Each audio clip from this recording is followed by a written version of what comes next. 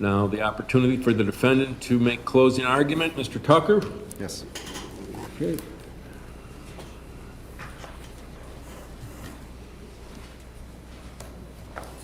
Good afternoon, ladies and gentlemen.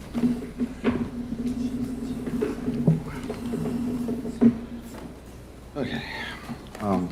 First, let me apologize to start off here. As you can see, I'm noticeably irritated, angry, upset.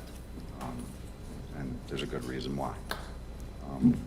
Mr. Mansfield up here corroborated, pounded that into your heads, right? Again, all Travis corroborated was his own story. That's it. He literally, all those details that he just handed out to you, the drawing the map, the I said this, I did that, all this stuff. Yeah, somebody was there who did the crime could actually tell you all those things. Makes sense. And he's saying that's the only thing that makes sense is that Travis is actually, believable. Okay, well, when I put myself on the stand yesterday, Mr. Mansfield didn't impeach my testimony once. Not once. Did he say, prove that I lied anywhere in there? Then he goes ahead and he corroborates my testimony by saying, oh, you told the investigators the same thing 6 years ago. Yes, I did. And why I'm upset? 6 years ago. And after 6 years, the state comes up here with Travis said. That's why I'm here, right? That's what it boils down to. And, I gotta say, yes, I am upset. I'm literally sick to my stomach right now. Objection, Judge, to the improper argument. Well, I will overrule the objection. If you're sick and need to take a break, sir, I'll certainly give you an opportunity. I meant I'm sick, because I had to sit there and listen to this. Okay. Again, Mr. Mansfield even says in his argument, in his closing argument, 2 guys. That's what all the evidence says. That's what it said from the beginning. Go back to the corroboration. Again, Cosme video doesn't corroborate Travis's story. Even Detective Fernandez, who he brings up, says corroborates Travis's story, right? No, he doesn't. He says, when I asked him, can you see anybody in the truck? Can you see anybody, a getaway driver sitting in the truck? Fernandez says no. You can't see anybody sitting in the truck. We went over that ad nauseum, right? Nobody's sitting in the truck, so that doesn't corroborate Travis's story. Do you see 2 people getting out of where the truck was? Sure. But what's to say that wasn't Travis? How does that end up being me? That the prosecutor never says. Not once does he say how that becomes me. Anyway, so let's go on from there. We've got, okay, Malone. Detective Malone. Now, here's the thing, another point that was making me very ill. The prosecution went ahead and they made sure that you didn't hear about the investigation, how it went. Objection, Judge, improper argument. And I will sustain that objection. Okay. So, anyway, let's go here. I came here. I was living, right? I live in Oregon. That's where I live now. I didn't try and hide from this thing. I came here of my own free will, hopped on a plane, came down to Key West, right? Yeah, as Mr. Mansfield suggested, my wife is a multimillionaire. That's true, absolutely. I could be standing in front of you with slick lawyers, that kind of thing. Judge, improper argument. I will overrule the objection. Can we come sidebar? Yes.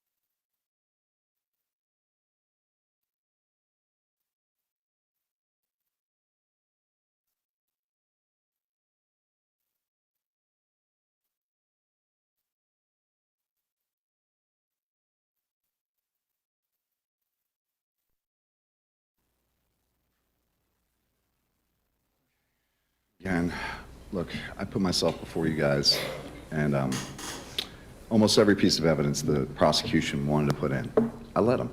I didn't object. Go ahead, put it in. Go ahead, put it in. Why? Because not any of that says I did anything. None of it.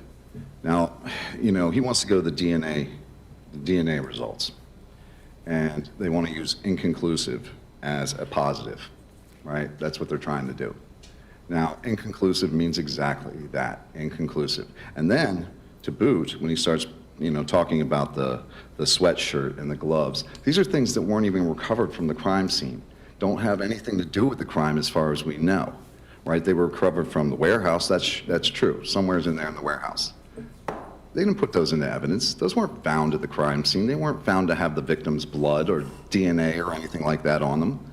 They're found to be in the warehouse. Again, that means nothing. Going back to it again, you're looking at this, okay, what is it? Let's see. Oh, yeah, so he wants to say, again, Travis's story is corroborated, right? Again, the weapons. We go down to the weapons.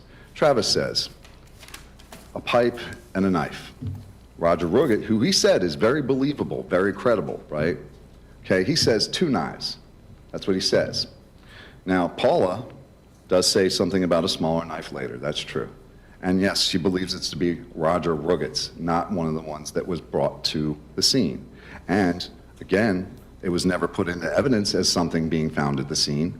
So, okay, again, it's just trying to confuse and literally trying to dilute your minds with things that don't mean anything. None of this means anything. I go over, and I was looking at all the witnesses that they brought, right? All these witnesses. Okay, yes, Dr. Speckbauer comes in and says that knife killed Matthew Bonnett, right? Okay, I don't disagree with that. I don't disagree with that at all. But what says I'm carrying that knife? What says that I'm using that knife? Nothing, right? That just says that, that knife was used to kill Matthew Bonnett, right? Okay, they bring the DNA expert. DNA expert says, you don't find my DNA anywhere, on any item, anything that has to do with this crime. Again, the best they can pull out is the inconclusive on some things that weren't even found at the crime scene.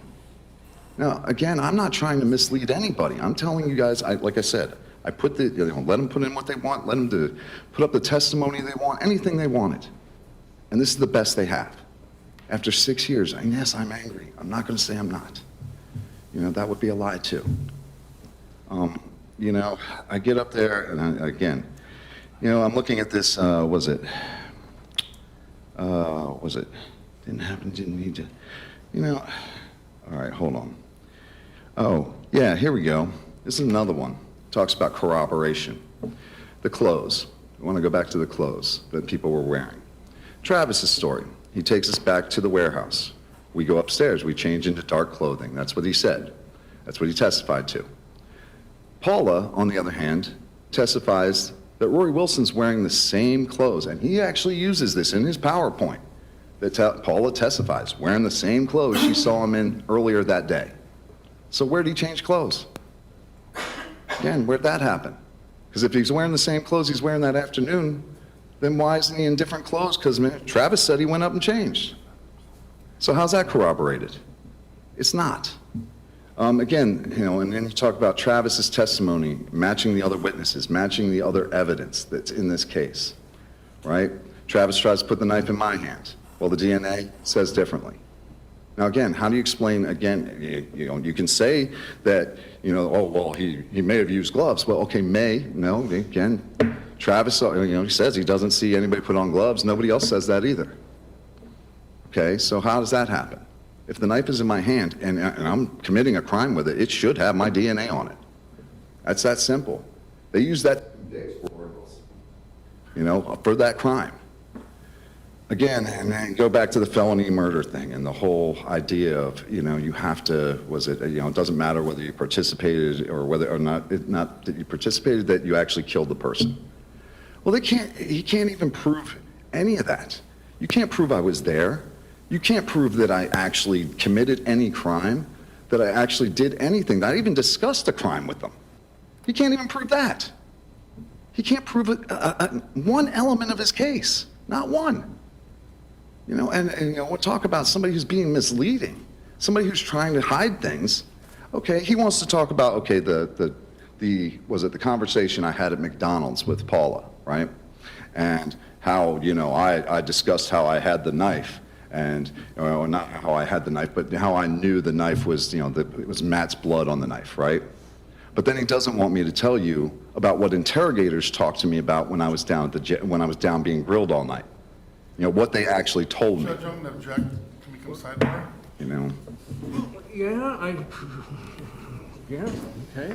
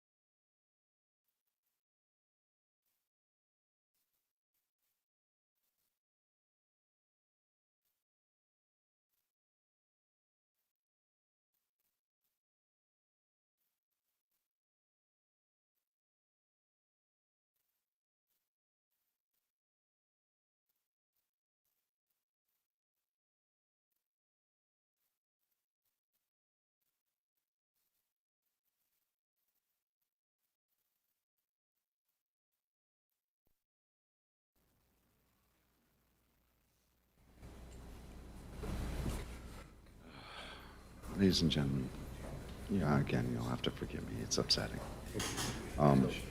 Keep your voice up, please. I'm sorry. It's all right. Yeah, I went down to the station. I was there all night. You have to, again, I can't tell you how the interrogation or the interview went. I can't tell you what they told me. I can't tell you anything about that. Which again, it is very frustrating, you know, not to be able to provide you with any of that information. I wish I could. And again, you know, Mr. Mansfield also alluded to, you know, nothing being tampered with, nothing, you know, being, you know, was it mishandled or whatever. Again, I'm not allowed to talk about that. Judge, again, objection to the way he's stating this. There's no evidence of mishandling of evidence or tampering. Again, oh, In any event, we're going to, members of the jury, remember, this is closing argument, all right? And it's based upon the evidentiary record, and we're limited to the evidence, both sides, that is in the trial. Not beyond that, so Mr. Tucker can certainly make arguments pertaining to the evidence in the trial. okay. In terms of rulings that the judge made, that's really not for jurors' consideration. So. And, Your Honor, I would just submit that even by saying what he just said, it's again, you're going beyond stuff that's been admitted into the trial. Well, but in any event. But just I'll continue with watch your myself. argument. I'll watch myself. Again, you know, let's go back to this. Okay, same clothes. Then the hoodie thing. Travis Johnson never mentions that once. I don't think anywhere in his testimony he ever talks about a hoodie. You know, hoodie, was it a hoodie thing with a hoodie mask or anything like that?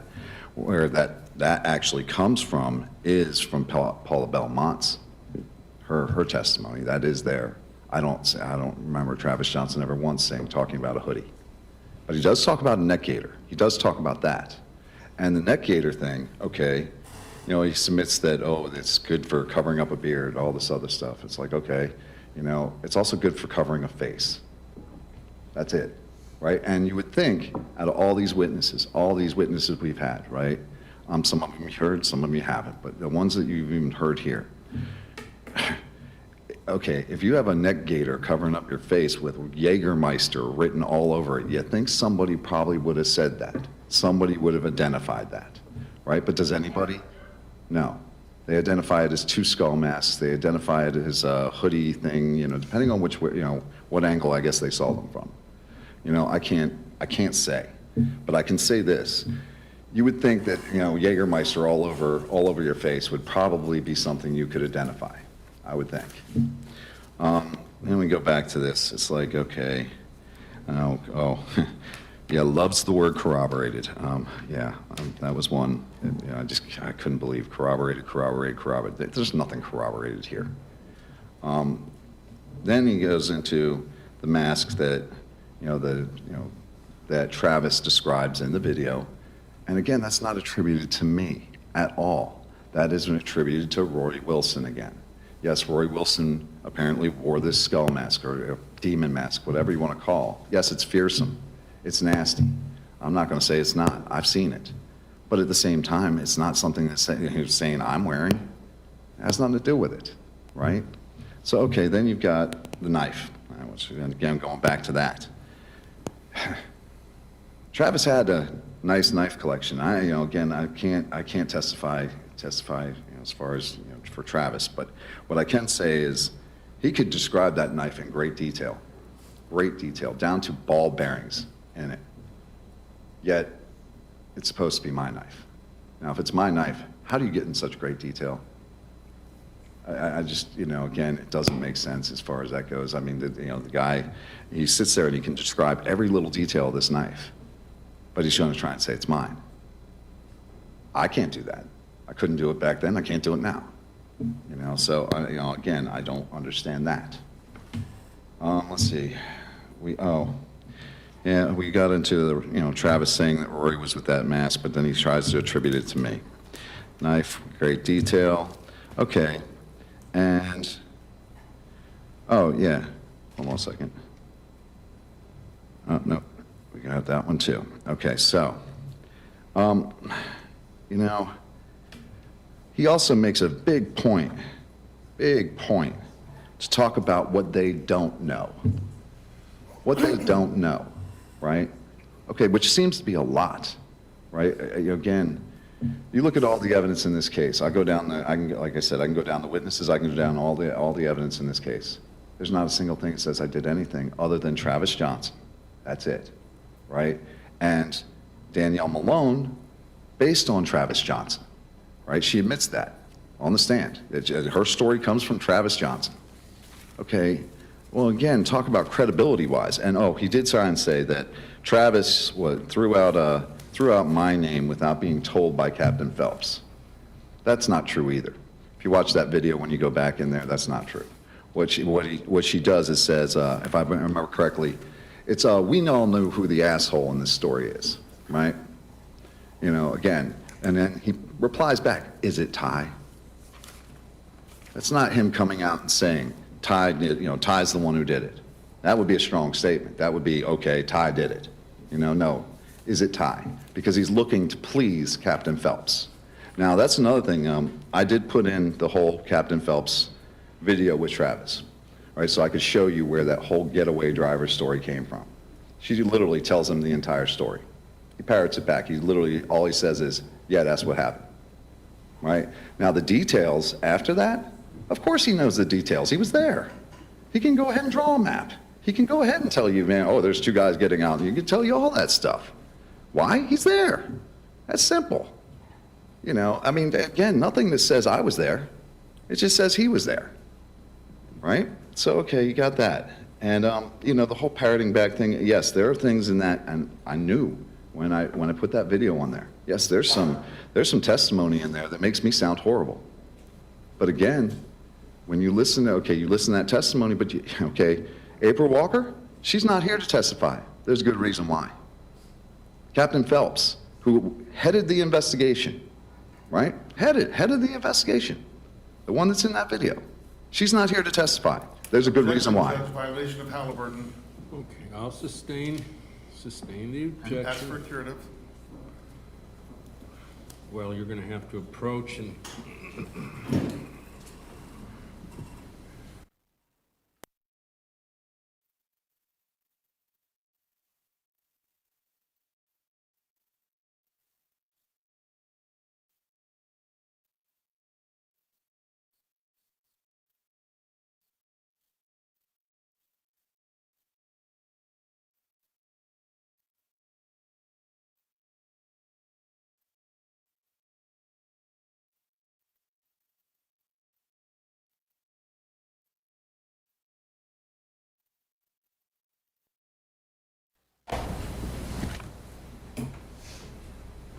members of the jury, please disregard any mention of Penny Phelps not being here to testify in this trial. Okay, you can continue. Okay. We go back to Roger Ruggett.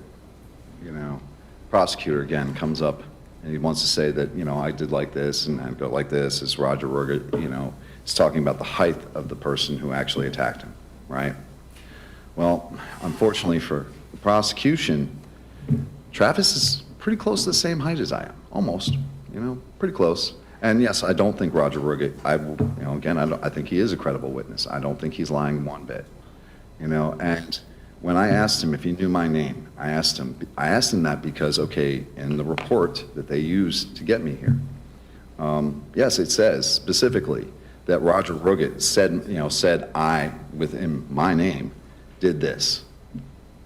Roger Ruggett said he didn't say that, right? He didn't say that, but that was what was in the report. Objection, Judge. The facts not in evidence. I believe there was some examination of that report, so I'll overrule the objection. And yes, the report was also used by Danielle Malone when she gave her testimony. So, when she was doing the video. And we go back to Danielle Malone. Now, again, we could probably go all day on that. But Danielle Malone, she testified she was what? The fourth investigator down on the hierarchy here. And again, you heard yesterday when I asked her about Anthea Clay, right? And in their own words, yes, Anthea Clay was a suspect. Anthea Clay was never tried to be apprehended. They tried, as a matter of fact, again, we asked plenty of times about Anthea Clay, but, again, we find her, 2 years later, guess where she is? 2 doors down from the crime where she Objection, was. Judge. Okay, I'll sustain that That's not objection. evidence. Okay. I will sustain the objection. Your deliberations and the argument are limited to the evidence that was presented. Yes, sir. Yes, sir. Okay. Well, in the evidence presented, you saw the video with Paula Belmont in the hospital. And yes, Paula did change her story many times. She won't deny that. There were different reasons for that because Paula Belmont did testify in the perpetuated testimony that her discussions with Detective Pitcher over and over again. Yeah, there was a time she questioned whether or not I did it. And that's understandable when the police are telling you that. She testifies to that in that perpetuated testimony. So yes, she does waver on her testimony. And then the video we saw yesterday at the hospital. This woman, okay, she had just gone through this crime. Right? And she's being questioned in the hospital. And yeah, there's some things she's saying in there that definitely could be misconstrued. When I played that one in the very beginning, it almost makes it sound like she's saying Todd is dead. Which Todd was the guy who goes and runs up the hill and, gets the 911 caller, but it makes it sound that way, right? But the one thing she is very clear about, she's very clear about this. Anna did this. Anna's the one who set this up. Anna's the one who wanted me beat up. She tried to do it with other people. It's Melissa Damas. She tried to do it with Crystal Dinklocker. Literally tried to set this crime up with other people, right? But yet she doesn't rise to the level of a suspect. Now, I know I'm not allowed to talk about, the investigation or anything like that. But, again, you got to question is, okay, this is a homicide detective, right? She's supposed to be investigating this crime, and yet that doesn't rise to the level of a suspect. So that is questionable. Again, her testimony as an expert, not expert, it's her experience and her training is what she says. Due to my experience and my training, I can identify this in this video. When we played the video for you guys, you can't see anything in there. You can't see anything except shadows, and you can't identify a single person in there. Yet they want to say it corroborates Travis's story. Okay, yes, Travis drove the truck there. I believe that all day. I believe that they probably went around, once, trying to case the joint, trying to figure out, if there's anybody watching, whatever. But I also believe Travis and Rory got out of that truck. And I believe Travis went and committed this crime.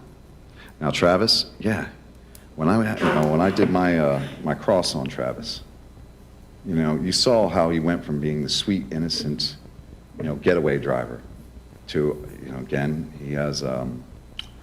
he was highly agitated, if, I guess that's the best way I could put it, but again, I was a little nervous there for a second, I'm not gonna lie. But the thing is okay, so, again, his story changes and vacillates, which that was another one, the whole vacillating thing. We went through that, and I actually asked him specifically, I was like, okay, does that mean you're not telling the truth? Does that mean you're lying? Is that a fancy way of saying it? I actually had to look up what the word meant, I didn't even know. But yet, the prosecutor and Travis both use this word repeatedly. Vacillating, oh, I was vacillating, you were vacillating, okay.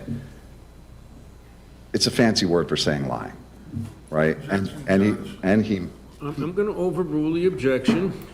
And he admits it the next day when he comes in to finish his testimony. He comes back here and immediately, when Mr. Mansfield puts him on redirect, he comes back and he says, were you not telling the truth? And he finally says it. He finally says, no, I wasn't telling the truth to begin with. He wasn't. That's true. He wasn't telling the truth. I think you guys can figure that out. I don't need to tell you what, the difference between vacillating and lying. You can figure that out for yourselves. But no, he did not tell the truth when he first got in there, right? Hasn't told the truth since. But he wants you to believe him now. Now he's credible, right? Now he's credible.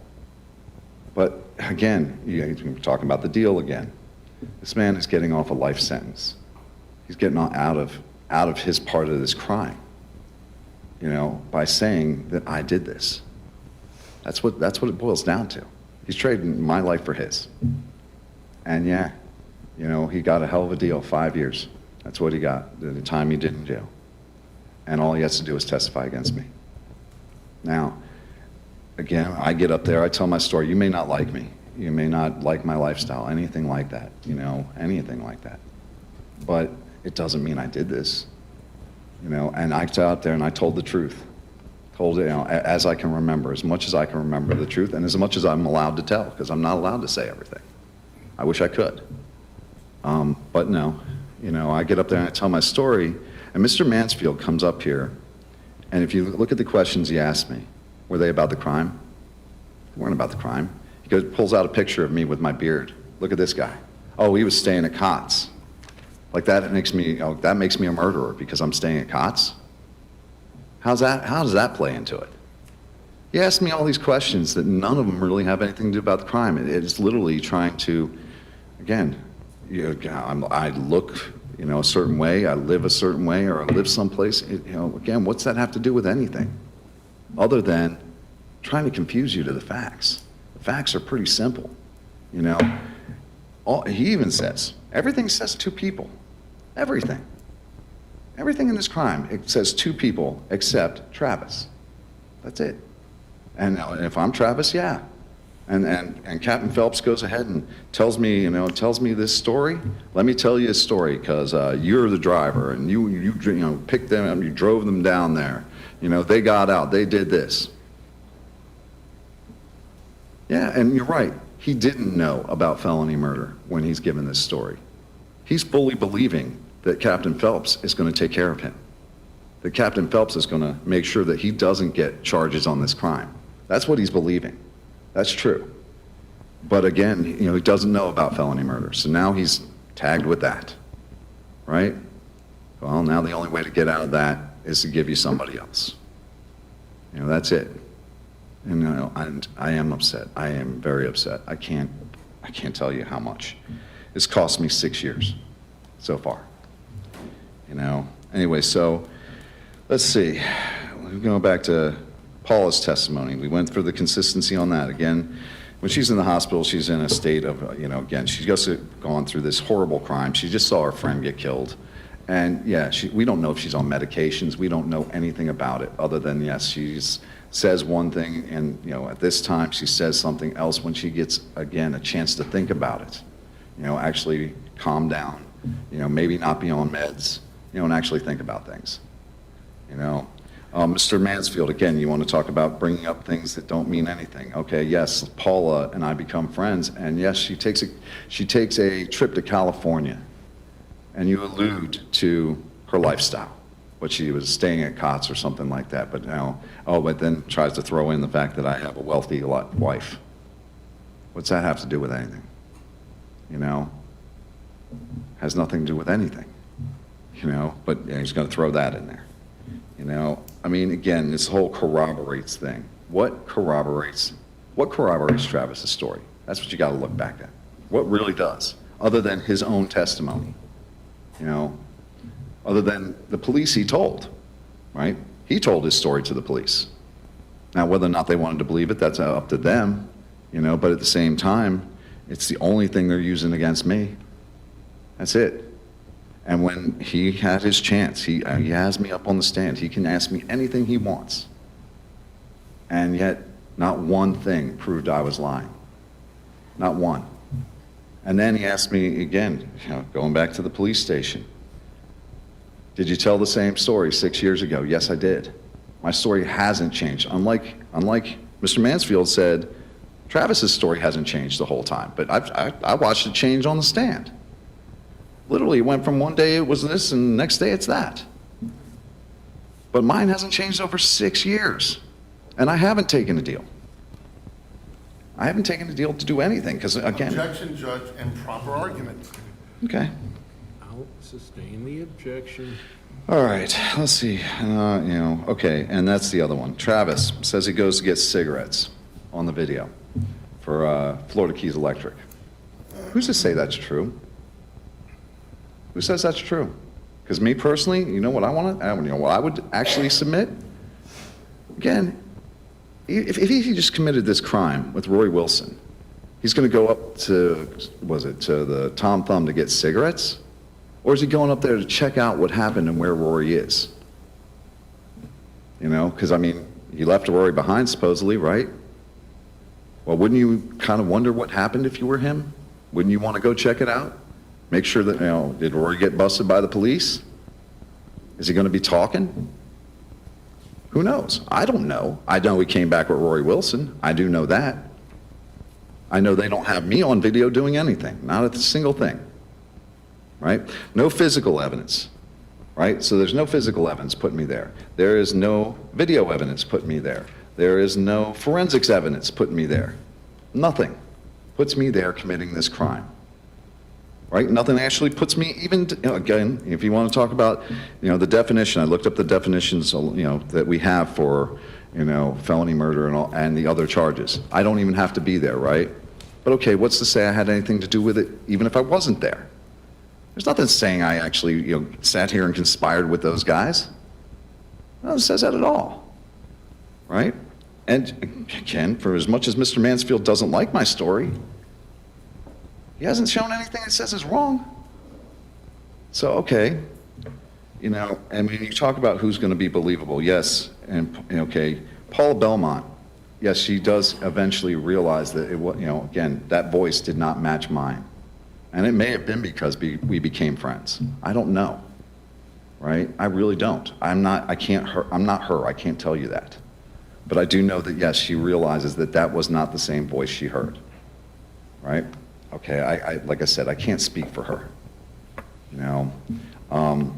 As far as, you know, and you know, as far as Paula's friendship and my friendship, I told you yesterday on the stand how that happened, you know. And yeah, when I couldn't talk to her and she was telling that, you know, telling that stuff to the press, you don't think it sat there? And I mean, you know, I'm looking at this woman and I'm like, she doesn't owe me a thing, not one thing, and she's up there telling the media this stuff.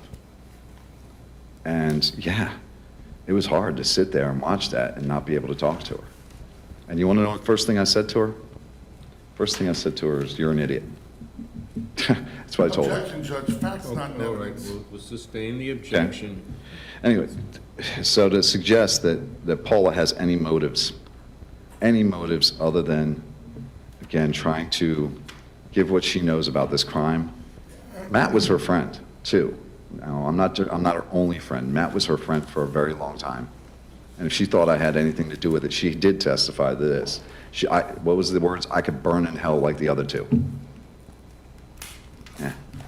She's, you know, so no. The thought that she would actually be in that picture with me, making funny faces at the hospital. Do you really think she would be doing that if she thought I had something to do with this. It's like, it's insane, and maybe that's why I am so angry. It's like, it is insane to think that, you know, I go through 6 years and this is what they bring you. And this could be anybody. It doesn't matter. You know, I just happen to be the guy. You know, I happen to be the guy that's the one they want, right? Okay, you know, oh, we can get this guy to say he did it.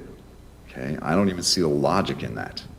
If you've got, going back to the backpack, he saw me running down the street with this backpack and I got things fumbling out of it and all that other stuff. Am I found with the backpack? No. He comes up with a story about, you know, how it mysteriously ends up in his trunk, but he never tells you anything other than that. He doesn't say I put it there, and sure enough, I mean, again, I didn't. He says I helped him, but there, again, there's nobody who saw that either, right? Nobody can prove that, nobody was there to see it, but that's what he says, so it must be true, right? No, actually what is true though, is he had that backpack up in Big Pine. And yes, it was part of the crime. And according to, again, Danielle Malone, it was not just thrown into a closet, it was actually placed up underneath of an air conditioner, right? Not like you just threw it in there, it meant like, more like you meant to hide it. Now, again, because Travis tries to say, I'm the one, right?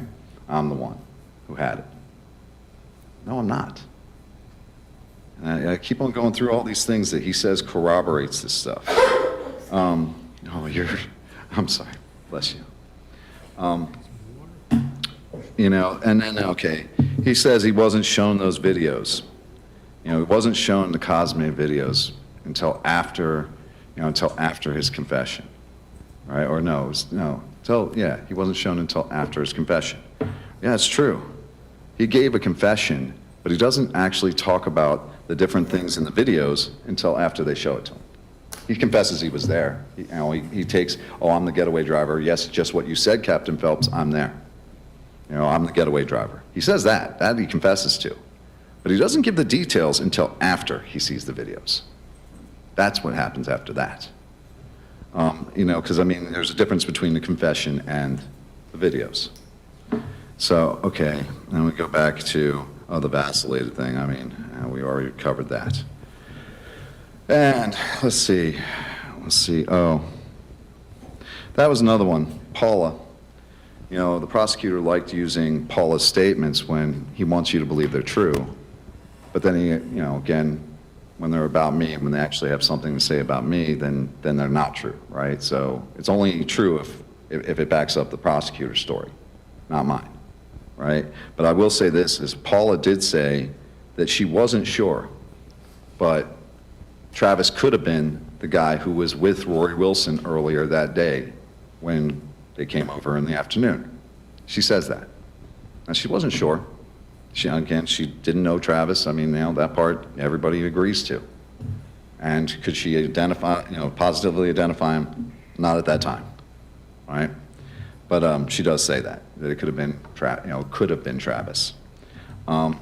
So yeah, Travis may have been at the Treehouse earlier than the prosecutor suggests. You know. Then we go back to, let's see. And you got to forgive me. I am not as polished as the prosecutor. I'm not a lawyer. I think we did this when we did voir dire. I'm not a very good, you know, I'm not the best public speaker or anything like that. But I did come here, you know, and yeah, I thought it was important that you see me for me. You know, I don't know. You know, I don't know if that's smart or not. I do know it was very frustrating at times, and I apologize for that. I'm not the best. And but we're almost at the end here, guys, as far as things go.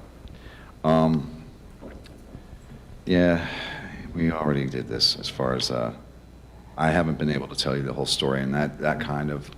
Objection, Judge, to this line of questioning. Well, It's not questioning, and sustain the objection to that Okay. argument. Well, Either rulings. I would suggest this, that yes, as you know, as we can see, I don't want it to seem like I'm being untruthful just because I can't say something. Objection, Judge, improper bolstering.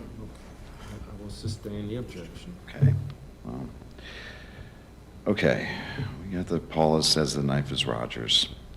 And, yeah, again, it's hard for me because he wants to talk about, my conversation with Paula. Improper argument, objection.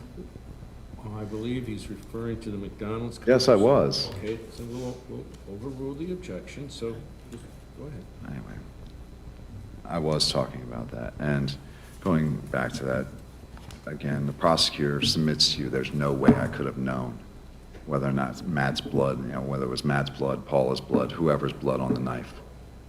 But again, I was there for, I don't know, it was a long time, being interrogated all night. That's all I can say. I was there for a long time. And yes, I came into contact with people who knew things that I don't.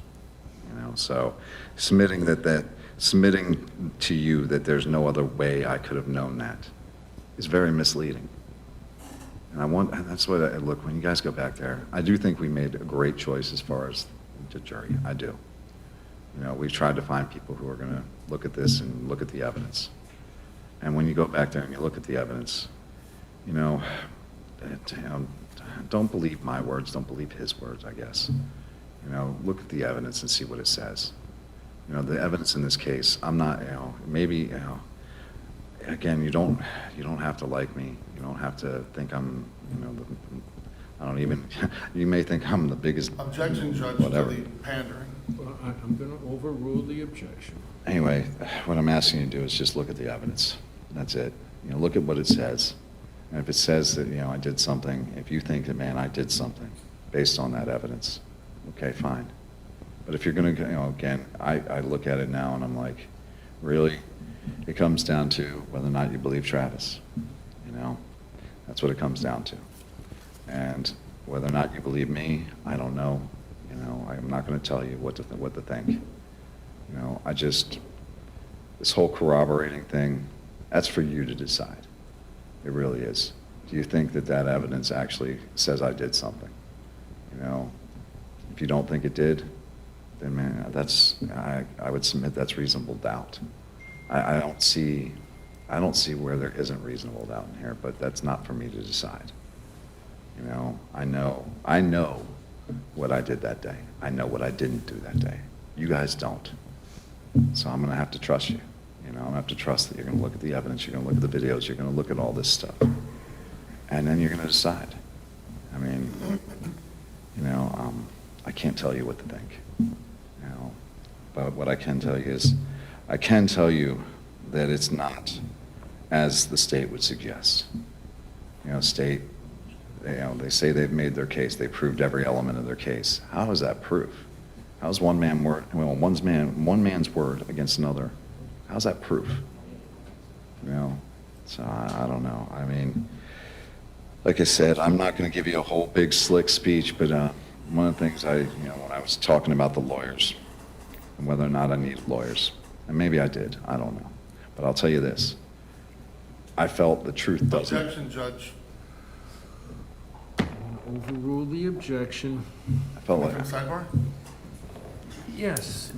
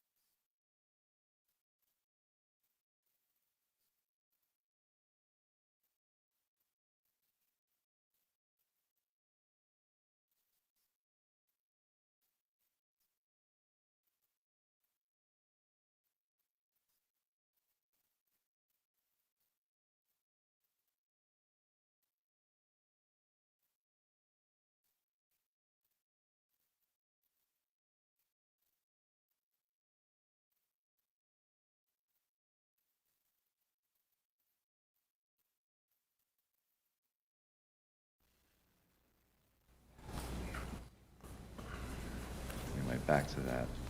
Look, I told the truth. I gave you guys everything again, everything you could need as far as what they want to bring. I didn't object very much. It didn't stop them from putting things in. Your so- voice up, Mr. Tucker. Oh, I'm sorry. It's a, So again, I gave you as much as the prosecution wanted to show, right? And while I didn't put on the defense I wanted to, I didn't. But there are reasons for that too, and I can't talk about them either. But here's the one thing, and I'm going to leave this at that. I'm not going to sit up here and go through everything again and just rehash this stuff. What I am going to tell you is that Mr. Mansfield said, "Don't be afraid to find me guilty." Right? Don't be afraid of it. And what I would submit is that you should be afraid not to find me guilty. That part, no. But you should be afraid that, man, any single one of you could be right where I am. Objection, Judge. Golden rule violation.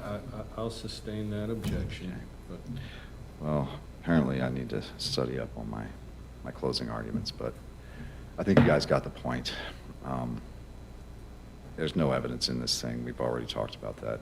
Every single witness they brought, not a single one says anything other than Travis or Danielle Malone, who is basing it off Travis. So, Paula, you can believe Paula or not believe Paula. That's up to you. I mean, I can't tell you what to think. I can tell you that, yes, she did vacillate, to use the prosecutor's word, between different time periods, and there's reasons for that. It's not like, it's not like this whole thing hasn't had things that have happened in between, right? But anyway, I am trusting that you're going to go back there and you're going to look at the evidence and base it on the evidence like we talked about. And I did tell you at the very beginning when we did Boyd Dyer, I was like, there's this presumption of guilt, and now people have a tendency to think you're guilty, right off the rap, and yeah, the presumption of innocence is hard. It really is. But does the prosecutor prove their case beyond a reasonable doubt? I don't think so. I don't think there's any way they proved it beyond a reasonable doubt. Other than that, I gotta say, I think how I'd probably be feeling right now. But the best I got is, we put on a case, and they put on a case, and all I'd say is all that showing, all that thing you see as far as putting it up in PowerPoint, not a single thing that was up there couldn't be explained by Travis being the guy who was there. That's it. Simple. It made it very complicated putting me into this thing. But now, two people, it's real simple. That's what the evidence says. It says two. All the witnesses say that. All the evidence says that. So it's up to you guys to decide. I'd just like to thank you for taking the time, and for listening and for paying attention and seeing what this is. But at that point, I don't think I have anything to add. I wasn't coming up here with a speech. I just was going to come up here and discuss what happened. Anyway, I thank you for your time, and like I said, I hope you guys can just go back there, look at the evidence, and look at it for what it is. See it for what it is. But other than that, thank you for putting up with me, putting up with this. But I think I'll go ahead and let you guys decide. So, thank you.